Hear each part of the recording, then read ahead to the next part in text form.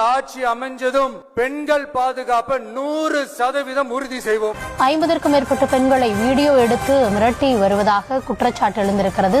சேலம் மாவட்டம் கொண்டலாம்பட்டி பகுதியை சேர்ந்தவர் மணிகண்டன். இவர் தமிழக வெற்றி கழகத்தில் பொறுப்பில் இருந்து வருவதாக கூறப்படுகிறது.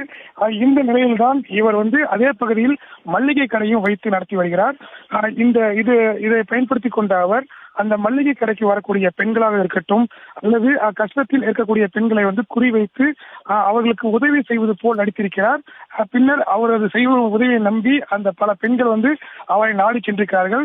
இந்த வாய்ப்பை பயன்படுத்திக் கொண்ட மணிகண்டன் அந்த பெண்களை தனியாக அழைத்து சென்று தனது பாலியல் இச்சைக்கு அவரை பயன்படுத்திக் கொண்டிருக்கிறார்.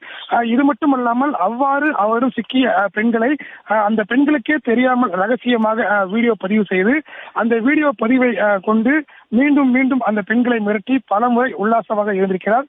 இது ஒரு புறம் இருந்தாலும் கூட அவ்வாறு அவருடன் சிக்கிய அந்த பெண்களை தனது நண்பர்களுக்கும் இரையாக்கியிருப்பதாக பாதிக்கப்பட்ட பெண்கள் நம்மிடம் குற்றச்சாட்டை முன்வைக்கிறார்கள். இது மட்டுமல்லாமல் தொடர்ந்து இரவு